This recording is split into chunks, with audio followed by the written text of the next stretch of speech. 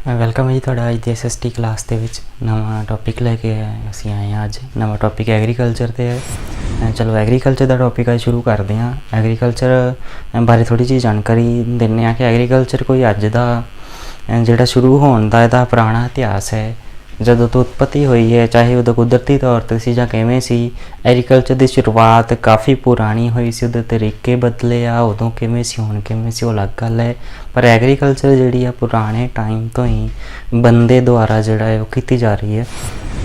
ਅੱਜ ਅਸੀਂ ਪੜ੍ਹਦੇ ਹਾਂ ਅੱਜ ਦੀ ਐਗਰੀਕਲਚਰ ਕਿਵੇਂ ਹੈ ਅਤੇ ਅੱਜ ਐਗਰੀਕਲਚਰ ਕਰਨ ਵਾਸਤੇ ਅਸੀਂ ਕਿਹੜੇ ਤਰੀਕੇ ਅਪਣਾ ਸਕਦੇ ਹਾਂ ਅਤੇ ਸ਼ੁਰੂ ਕਰਨ ਵਾਸਤੇ ਕਿਹੜੀਆਂ ਹਾਲਤਾਂ ਨੇ ਚਾਹੀਦੀਆਂ ਨੇ ਕਿ ਐਗਰੀਕਲਚਰ ਨੂੰ ਸ਼ੁਰੂ ਕੀਤਾ ਜਾ ਰਹੇ। ਕੋਈ ਇੱਕ ਚੀਜ਼ ਨਹੀਂ ਜਿਹਦੇ ਨਾਲ ਐਗਰੀਕਲਚਰ ਹੋ ਜਾਵੇ, ਕਾफ़ੀ ਚੀਜ਼ਾਂ ਦਾ ਹੋਣਾ ਜ਼ਰੂਰੀ ਹੈ। ਉਸ ਤੋਂ ਬਿਨਾਂ ਐਗਰੀਕਲਚਰ ਪੂਰੀ ਸਹੀ ਤਰ੍ਹਾਂ ਨਹੀਂ ਕੀਤੀ ਜਾ ਸਕਦੀ। ਲੋ ਸ਼ੁਰੂ ਕਰਦੇ ਹਾਂ।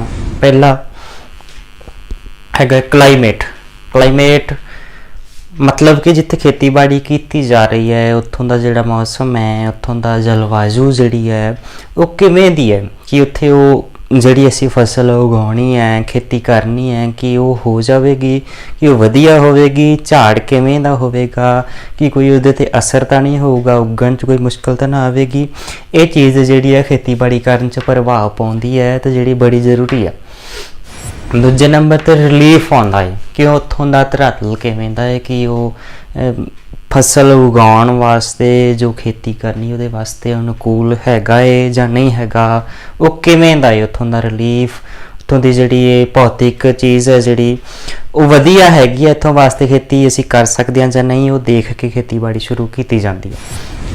ਤੀਜੇ ਨੰਬਰ 'ਤੇ ਆ ਜਾਂਦੀ ਟਾਈਪ ਆਫ ਸੋਇਲ।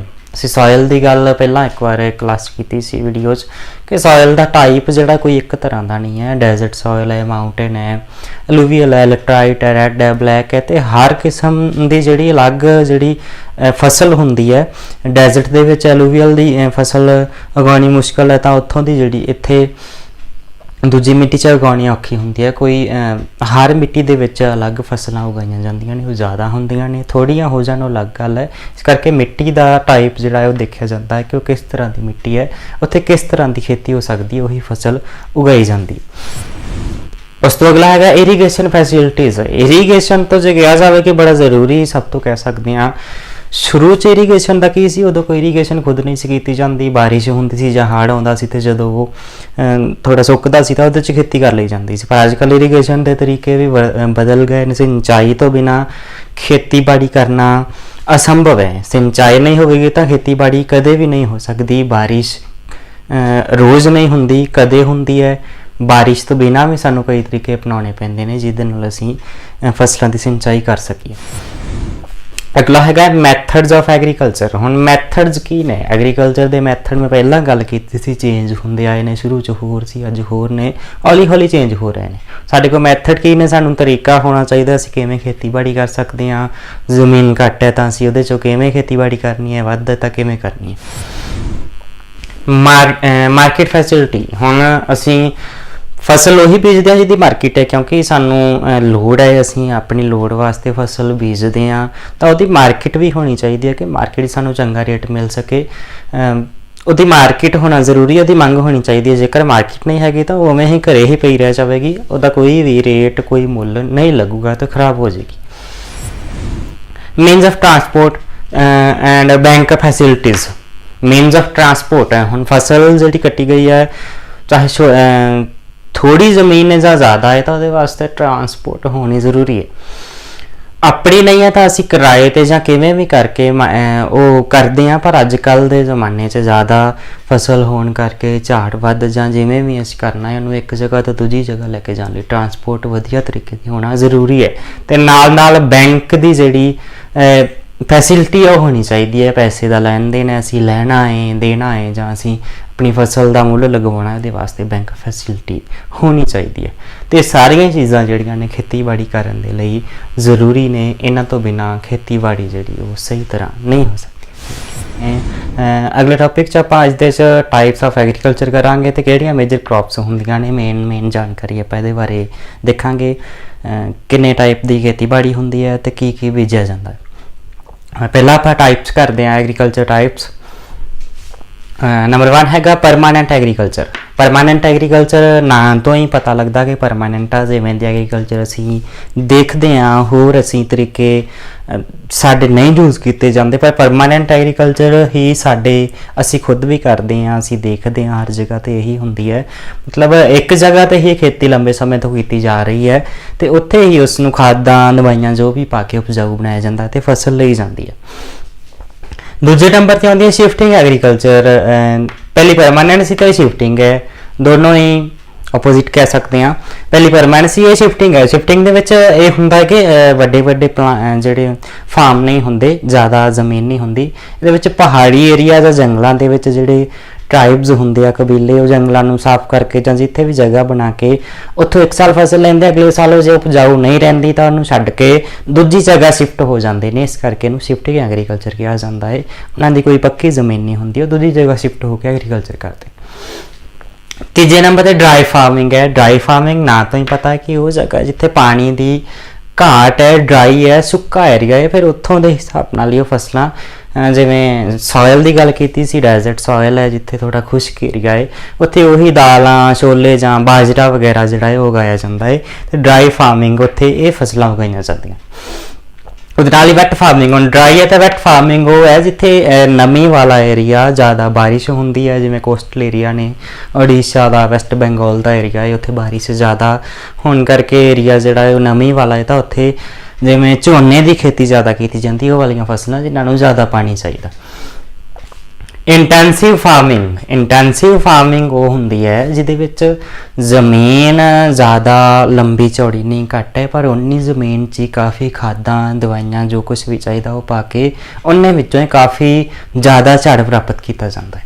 ਉਹਦੇ ਨਾਲ ਹੀ ਐਕਸਟੈਂਸਿਵ ਫਾਰਮਿੰਗ। ਇੱਥੇ ਸੀਗਾ ਥੋੜਾ ਇਹ ਹੁੰਦਾ ਹੈ ਵੱਡੇ ਫਾਰਮ ਟਾਈਪ ਜਿਹੜੀ ਜ਼ਮੀਨ ਹੁੰਦੀ ਜ਼ਿਆਦਾ ਹੁੰਦੀ, ਉੱਥੋਂ ਮਸ਼ੀਨਾਂ ਦੇ ਨਾਲ ਜ਼ਿਆਦਾ ਝਾੜ ਪ੍ਰਾਪਤ ਕੀਤਾ ਜਾਂਦਾ ਹੈ, ਫਸਲ ਉਗਾਈ ਜਾਂਦੀ ਹੈ।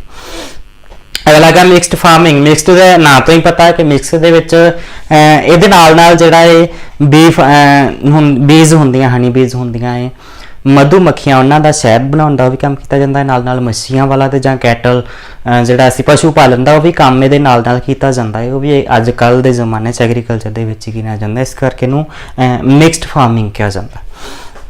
ਅੱਗੇ ਹੈਗਾ ਹਾਰਟੀਕਲਚਰ। ਇਹ ਬਾਗਬਾਨੀ ਦੇ ਵਿੱਚ ਨਾਂ ਤੋਂ ਹੀ ਆ, ਜਿਵੇਂ ਜ਼ਿਆਦਾ ਵੈਜੀਟੇਬਲਸ ਜਾਂ ਦੂਜਾ ਫਰੂਟਸ ਦਾ ਜ਼ਿਆਦਾ ਕੰਮ ਕੀਤਾ ਜਾਂਦਾ ਹੈ, ਜਾਂ ਫਲਾਵਰਸ ਵਗੈਰਾ ਦਾ ਉਹਦੇ ਤੋਂ ਕਾਸ਼ਤ ਕੀਤੀ ਜਾਂਦੀ ਹੈ, ਉਹ ਵੇਚਿਆ ਜਾਂਦਾ ਇਹਨਾਂ ਦੀ ਫਸਲ ਨੂੰ, ਹਾਰਟੀਕਲਚਰ 'ਚ ਆਉਂਦੇ। Private type of agriculture. Private type ਤੋਂ ਪਤਾ ਹੈ ਕਿ ਜਿਹੜਾ ਇਹਦਾ ਓਨਰ ਹੈ ਉਹੀ ਕੰਟਰੋਲ ਕਰਦਾ ਹੈ, ਉਹ ਕੰਮ ਕਰਵਾਉਂਦਾ ਹੈ ਚਾਹੇ ਕਿਸੇ ਤੋਂ, ਪਰ ਜਿਹੜਾ ਫਾਇਦਾ ਹੁੰਦਾ ਜ਼ਮੀਨ ਤੋਂ ਉਹ ਜਿਹੜਾ ਇਹਦਾ ਪ੍ਰਾਈਵੇਟ ਓਨਰ ਹੈ, ਜਿਹੜਾ ਮਾਲਕ ਹੈ, ਉਹਨੂੰ ਹੀ ਇਹਦਾ ਫਾਇਦਾ ਜਾਂਦਾ ਹੈ। ਪ੍ਰਾਈਵੇਟ ਟਾਈਪ ਆਫ ਐਗਰੀਕਲਚਰ ਹੁੰਦੀ। Cooperative type. ਕੋਆਪਰੇਟਿਵ ਉਹਦੇ ਵਿੱਚ ਪ੍ਰਾਈਵੇਟ ਸੀ, ਇਹਦੇ ਵਿੱਚ ਕੋਆਪਰੇਟਿਵ ਆ, ਮਤਲਬ ਕਾਫੀ ਸਾਰੇ ਜਾਣੇ ਮਿਲ ਕੇ ਜਿਹੜਾ ਹੈ ਉਹ ਜ਼ਮੀਨ ਲਈ ਹੋਈ ਹੈ ਜਾਂ ਇਕੱਠੀ ਕਰ ਲਈ ਗਈ ਹੈ, ਉਹਦੇ ਵਿੱਚੋਂ ਹੀ ਉਹ ਕੰਮ ਕਰਦੇ ਨੇ, ਆਪਣੇ ਇਕੱਠੇ ਜੋ ਬੀਜ ਪੈਸਾ ਜੋ ਵੀ ਲੱਗਦਾ ਉਹ ਕਰਦੇ ਨੇ ਤੇ ਉਹਦੇ ਵਿੱਚੋਂ ਉਹ ਲਾਭ ਲੈਂਦੇ ਨੇ। ਅਗਲਾ ਹੈਗਾ collective type of agriculture. Collective type ਜ਼ਿਆਦਾ ਮੇਨਲੀ USSR ਦੇ ਵਿੱਚ, ਸੋਵੀਅਤ ਟਾਈਮ ਦੇ ਕੀਤੀ ਜਾਂਦੀ ਸੀ ਖੇਤੀ ਉੱਥੇ, ਕਿ ਸਰਕਾਰ ਦੇ ਵੱਲੋਂ ਜਿਹੜੀ ਜ਼ਮੀਨ ਆ ਉਹ ਆਪਣੇ ਅੰਡਰ ਰੱਖੀ ਜਾਂਦੀ ਸੀ ਤੇ ਉਹਦੇ 'ਤੇ ਜ਼ਮੀਨ ਜਿਹੜੀ ਆ ਉਹ ਫਾਇਦਾ ਲੋਕਾਂ ਨੂੰ ਹੁੰਦਾ ਸੀ, ਲੋਕ ਖੇਤੀ ਕਰਦੇ ਸੀ, ਉਹਨਾਂ ਨੂੰ ਉਹਨਾਂ ਦਾ ਫਾਇਦਾ ਦਿੱਤਾ ਜਾਂਦਾ ਸੀ। Planting farming. ਪਲਾਂਟੇਸ਼ਨ ਟਾਈਪ ਤੇ ਹੁੰਦੀ ਆ, ਇਹ ਜ਼ਿਆਦਾ ਸ਼ੁਰੂ ਹੋਈ ਆ ਅੰਗਰੇਜ਼ਾਂ ਦੇ ਆਉਣ ਤੇ, ਜਦੋਂ ਜ਼ਿਆਦਾ ਫਸਲਾਂ ਉਹਨਾਂ ਦੇ ਅਨੁਸਾਰ ਉਹਨਾਂ ਨੇ ਖੇਤੀ ਨੂੰ ਆਪਣੇ ਤਰੀਕੇ ਨਾਲ ਕਰਵਾਉਣਾ ਸ਼ੁਰੂ ਕੀਤਾ ਹੈ। ਖੇਤੀ ਦਾ ਵਣਜੀਕਰਨ ਹੋਇਆ ਜਿਹਦੇ ਵਿੱਚ ਆਪਣੇ ਤਰੀਕੇ ਨਾਲ ਟੋਬੈਕੋ, ਕਾਟਨ ਜਾਂ ਦੂਜੀਆਂ ਫਸਲਾਂ ਉਗਾਈਆਂ ਨੇ, ਉਦੋਂ ਇਹ ਪਲਾਂਟਿੰਗ ਫਾਰਮਿੰਗ ਸ਼ੁਰੂ ਹੋਈ ਹੈ ਤੇ ਅਜੇ ਵੀ ਕੀਤੀ ਜਾਂਦੀ ਹੈ, ਚਾਹੇ ਉਹ ਹੁਣ ਇੰਡੀਅਨ ਗਵਰਨਮੈਂਟ ਜਾਂ ਲੋਕਾਂ ਵੱਲੋਂ ਕੀਤੀ ਜਾਂਦੀ। ਸਬਸਿਸਟੈਂਸ ਫਾਰਮਿੰਗ। ਇਹਦੇ ਵਿੱਚ ਕੀ ਹੁੰਦਾ ਹੈ ਕਿ ਜਿਹੜਾ ਖੇਤੀ ਕਰ ਰਿਹਾ ਹੈ ਉਹ ਆਪਣੇ ਲੋੜ ਵਾਸਤੇ, ਜਿੰਨੀ ਉਹਨੂੰ ਲੋੜ ਹੈ ਉਨੀ ਫਸਲ ਉਗਾਉਂਦਾ ਹੈ, ਆਪਣੇ ਲਾਭ ਵਾਸਤੇ ਜਿੰਨੀ ਜੇ ਵੇਚਣਾ ਚਾਹੀਦਾ ਉਹਦੇ 'ਚ ਕੁਛ ਵੇਚਦਾ ਵੀ ਹੈ, ਪਰ ਜ਼ਿਆਦਾ ਉਹ ਆਪਣੇ ਲਾਭ ਵਾਸਤੇ ਹੀ ਉਗਾਈ ਜਾਂਦੀ ਹੈ। ਕਮਰਸ਼ੀਅਲ ਦੇ ਵਿੱਚ ਹੁੰਦਾ ਹੈ ਕਿ ਕਮਰਸ਼ੀਅਲ 'ਚ ਉਹ ਫਸਲਾਂ ਉਗਾਈਆਂ ਜਾਂਦੀਆਂ ਨੇ ਮਸ਼ੀਨਾਂ ਨਾਲ ਖੇਤੀ ਕਰਕੇ, ਜਿਨ੍ਹਾਂ ਦਾ ਘਰੇ ਕੋਈ ਕੰਮ ਨਹੀਂ ਹੁੰਦਾ, ਬਸ ਉਹਨਾਂ ਨੂੰ ਉਗਾ ਕੇ ਝਾੜ ਲੈ ਕੇ ਮਾਰਕੀਟ 'ਚ ਉਹਦਾ ਰੇਟ ਪ੍ਰਾਪਤ ਕਰਕੇ ਤੇ ਲਾਭ ਲਿਆ ਜਾਂਦਾ ਹੈ। ਆਪਣੀ ਇਕਨੋਮਿਕ ਹਾਲਤ ਸੁਧਾਰਨ ਲਈ ਉਹ ਵੱਡੇ ਪੱਧਰ ਤੇ ਹੋ ਸਕਦੀ ਹੈ, ਮਸ਼ੀਨਾਂ ਰਾਹੀਂ ਹੁੰਦੀ ਹੈ, ਇਹ ਕਮਰਸ਼ੀਅਲ ਹੈ। ਇਹ ਸਾਰੇ ਅਸੀਂ ਅਲੱਗ-ਅਲੱਗ ਦੇਖੇ ਆ, ਆਪਣੇ ਤਰੀਕੇ ਆ, ਅਲੱਗ-ਅਲੱਗ ਜਗ੍ਹਾ ਤੇ ਹੋ ਸਕਦੀ ਹੈ, ਅਲੱਗ-ਅਲੱਗ ਏਰੀਆ ਦੇ ਹਿਸਾਬ ਨਾਲ ਹੋ ਸਕਦੀ ਹੈ, ਉੱਥੋਂ ਦੀ ਜ਼ਮੀਨ ਕਿਹੋ ਜਿਹੀ ਹੈ, ਧਰਾਤਲ ਕਿਹੋ ਜਿਹਾ ਹੈ, ਮਿੱਟੀ ਕਿਹੋ ਜਿਹੀ, ਉਹਦੇ ਹਿਸਾਬ ਨਾਲ ਇਹ ਖੇਤੀ ਕੀਤੀ ਜਾਂਦੀ ਹੈ। ਅਗਲਾ ਜਿਹੜਾ ਟੌਪਿਕ ਹੈ ਕਿ ਇਹ ਤਾਂ ਅਸੀਂ ਕੀਤਾ ਕਿ ਇੰਨੇ ਤਰ੍ਹਾਂ ਦੀ ਹੁਣ ਮੇਜਰ ਕ੍ਰੌਪਸ ਜਿਹੜੇ ਮੇਨ ਫਸਲਾਂ ਉਗਾਈਆਂ ਜਾਂਦੀਆਂ ਉਹ ਕਿਹੜੀਆਂ ਨੇ। ਇਹਦੇ ਵਿੱਚ ਵਨ ਇਹਦੇ ਦਾ ਸੀਰੀਅਲ ਕ੍ਰੌਪਸ ਆ, ਫਾਈਬਰ ਕ੍ਰੌਪਸ ਆ ਤੇ ਬੀਵਰੇਜ ਆ। ਇਹਦੇ ਵਿੱਚ ਮੇਨਲੀ ਜ਼ਿਆਦਾ ਜੋ ਬੀਜਦੀਆਂ ਦੁਨੀਆ 'ਚ ਵੀ ਤੇ ਇੰਡੀਆ ਦੇ ਵਿੱਚ ਵੀ ਇਹਦੇ ਵਿੱਚ ਆ ਜਾਂਦੀ ਹੈ ਕਣਕ ਹੈ, ਝੋਨਾ ਹੈ ਤੇ ਮੇਜ਼ ਮੱਕੀ ਜ਼ਿਆਦਾ ਬੀਜੀ ਜਾਂਦੀ ਹੈ, ਜਿਹੜੀ ਕਿ ਅਸੀਂ ਖਾਣ ਵਾਸਤੇ ਸ਼ੁਰੂ ਤੋਂ ਹੀ ਵਰਤਦੇ ਆ ਰਹੇ ਹਾਂ, ਰੋਟੀ ਬਣਾਉਣ ਵਾਸਤੇ, ਕਿਉਂਕਿ ਇੰਡੀਆ ਦੇ ਵਿੱਚ ਜ਼ਿਆਦਾ ਇਹ ਯੂਜ਼ ਕੀਤੀ ਜਾਂਦੀ ਹੈ। ਵਰਲਡ ਲੈਵਲ 'ਤੇ USA ਜਾਂ ਚਾਈਨਾ, ਇੰਗਲੈਂਡ ਜਾਂ ਵੱਡੇ ਦੇਸ਼ ਕੈਨੇਡਾ ਵਗੈਰਾ ਉਹ ਕਣਕ ਦੀ, ਝੋਨੇ ਦੀ ਕਾਫੀ ਸਾਰੀ ਕਰਦੇ ਆ। ਇੰਡੀਆ ਨੂੰ ਦੇਖਿਆ ਜਾਵੇ ਤਾਂ ਦੂਜੇ ਨੰਬਰ 'ਤੇ ਝੋਨੇ ਦੇ ਵਿੱਚ ਤੇ ਕਣਕ ਦੇ ਵਿੱਚ ਵੀ ਹੈ। ਜਿਹੜੀ ਕਣਕ ਹੈ ਉਹ ਜ਼ਿਆਦਾ ਯੂਪੀ, ਪੰਜਾਬ ਤੇ ਹਰਿਆਣਾ ਦੇ ਏਰੀਆ 'ਚ ਪੂਰੇ ਦੇਸ਼ 'ਚ ਜ਼ਿਆਦਾ ਬੀਜੀ ਜਾਂਦੀ ਹੈ। ਨਾਲ ਝੋਨਾ ਵੀ ਇਸ ਖੇਤਰ ਦੇ ਵਿੱਚ ਤੇ ਕੋਸਟਲ ਏਰੀਆ ਜਿਹੜਾ ਉੜੀਸਾ, ਬੰਗਾਲ ਵਗੈਰਾ, ਵੈਸਟ ਬੰਗਾਲ ਝੋਨੇ ਦੀ ਖੇਤੀ ਕੀਤੀ ਜਾਂਦੀ ਹੈ ਤੇ ਨਾਲ ਕਰਨਾਟਕਾ ਵਗੈਰਾ, ਤਾਮਿਲਨਾਡੂ ਦਾ ਏਰੀਆ ਜਾਂ ਰਾਜਸਥਾਨ ਦਾ, ਉੱਥੇ ਮੱਕੀ ਦੀ ਖੇਤੀ ਕੀਤੀ ਜਾਂਦੀ ਹੈ। ਅੱਗੇ ਫਾਈਬਰ ਕ੍ਰੌਪਸ ਆ ਜਾਂਦੀਆਂ, ਜਿਹਦੇ ਵਿੱਚ ਅਸੀਂ ਵੂਲਨ ਜਾਂ ਕਾਟਨ ਦੀ ਗੱਲ ਕਰਦੇ ਹਾਂ। ਤਾਂ ਕਾਟਨ ਦੀ ਗੱਲ ਕੀਤੀ ਜਾਵੇ ਤਾਂ ਬੜੇ ਪੁਰਾਣੇ ਟਾਈਮ ਤੋਂ ਹੀ ਕਾਟਨ, ਪ੍ਰਾਚੀਨ ਇਤਿਹਾਸ ਤੋਂ ਹੀ ਕਾਟਨ ਦੀ ਗੱਲ ਕੀਤੀ ਜਾਂਦੀ ਹੈ ਕਿ ਕਾਟਨ ਦਾ ਬਣਿਆ ਇੱਥੇ ਕੱਪੜਾ ਬਣਾਇਆ ਜਾਂਦਾ ਸੀਗਾ। ਹੁਣ ਕਾਟਨ ਜਿਹੜਾ ਉਗਾਇਆ ਜਾਂਦਾ ਹੈ ਪੰਜਾਬ 'ਚ ਵੀ ਕਾਫੀ ਏਰੀਆ 'ਚ ਉਗਾਇਆ ਜਾਂਦਾ। ਇਸ ਤੋਂ ਇਲਾਵਾ ਉਹ ਹੋਰ ਖੇਤਰਾਂ 'ਚ ਵੀ, ਪੰਜਾਬ ਦੇ ਵਿੱਚ ਮਾਲਵਾ ਖੇਤਰ 'ਚ ਜ਼ਿਆਦਾ ਉਗਾਇਆ ਜਾਂਦਾ ਹੈ, ਹੋਰ ਸਟੇਟਾਂ 'ਚ ਉਗਾਇਆ ਜਾਂਦਾ ਹੈ। ਤਾਂ ਉਹ ਅਲੱਗ-ਅਲੱਗ ਤਰ੍ਹਾਂ ਦਾ ਹੈ, ਵਧੀਆ ਕੁਆਲਿਟੀ ਦਾ ਹੈ, ਮੱਧਮ ਕੁਆਲਿਟੀ ਦਾ ਵੀ ਹੈ ਤੇ ਘਟੀਆ ਕੁਆਲਿਟੀ ਦਾ, ਉਹ ਜਿਵੇਂ ਵੀ ਆ ਉਹਦੇ ਤੋਂ ਕੱਪੜਾ ਤਿਆਰ ਕੀਤਾ ਜਾਂਦਾ ਹੈ। ਦੂਜੇ ਨੰਬਰ 'ਤੇ ਜਿਹੜਾ ਵੂਲਨ ਹੈ ਉਹ ਪਸ਼ੂਆਂ ਦੇ ਜਿਹੜੀ ਜਿਹਨੂੰ ਓਨ ਕਹਿ ਦਿੰਦੇ, ਉਹਨਾਂ ਦੇ ਵਾਲਾਂ ਤੋਂ, ਰੈਬਿਟ ਹੈਗਾ ਹੈ, ਕੈਮਲ ਹੈਗਾ ਹੈ, ਗੋਟ ਹੈ, ਸ਼ੀਪ ਹੈ, ਉਹਨਾਂ ਤੋਂ ਪ੍ਰਾਪਤ ਕਰਕੇ ਵੂਲਨ ਬਣਾਇਆ ਜਾਂਦਾ ਹੈ। ਅੱਗੇ ਬੀਵਰੇਜ ਕ੍ਰੌਪਸ ਆ, ਜਿਹਦੇ ਵਿੱਚ ਟੀ, ਕਾਫੀ ਤੇ ਕੋਕੋਆ ਆਉਂਦਾ ਹੈ। ਇਹਦੇ ਵਿੱਚ ਟੀ ਦੀ ਜਿਹੜੀ ਸ਼ੁਰੂਆਤ ਹੈ ਅੰਗਰੇਜ਼ਾਂ ਦੇ ਟਾਈਮ ਤੋਂ, ਟੀ ਕਾਫੀ ਦੋਨਾਂ ਦੀ ਕੀਤੀ ਜਾਂਦੀ ਹੈ। ਪਹਿਲਾਂ ਚਾਈਨਾ ਜਾਪਾਨ ਕਰ ਰਹੇ ਸੀਗੇ, ਚਾਈਨਾ ਤੋਂ ਅੰਗਰੇਜ਼ਾਂ ਨੇ ਜਿਹੜੀ ਟੀ ਦੀ ਕਾਸ਼ਤ ਹੈ ਉਹ ਇੰਡੀਆ ਵਿੱਚ ਵੀ ਕਰਨੀ ਸ਼ੁਰੂ ਕੀਤੀ ਤੇ ਨਾਲ ਕਾਫੀ ਦੀ ਵੀ ਟੀ ਜਿਹੜੀ ਅਸਾਮ ਤੋਂ ਸ਼ੁਰੂ ਹੁੰਦੀ ਹੈ, ਉਸ ਤੋਂ ਬਾਅਦ ਹਿਮਾਚਲ ਦੀਆਂ ਪਹਾੜੀਆਂ ਜਾਂ ਦੱਖਣ ਦੇ ਵਿੱਚ ਜਿਹੜੀ ਉਹ ਕੀਤੀ ਜਾਂਦੀ ਹੈ ਪਹਾੜੀ ਏਰੀਏ 'ਚ। ਕਾਫੀ ਵੀ ਇਵੇਂ ਹੀ ਹੈ। ਵਰਲਡ ਲੈਵਲ 'ਤੇ ਬ੍ਰਾਜ਼ੀਲ ਕਾਫੀ 'ਚ ਸਭ ਤੋਂ ਅੱਗੇ ਹੈ ਤੇ ਇੰਡੀਆ 'ਚ ਵੀ ਕਾਫੀ ਜਗ੍ਹਾ 'ਤੇ ਕਾਫੀ ਉਗਾਈ ਜਾਂਦੀ ਹੈ।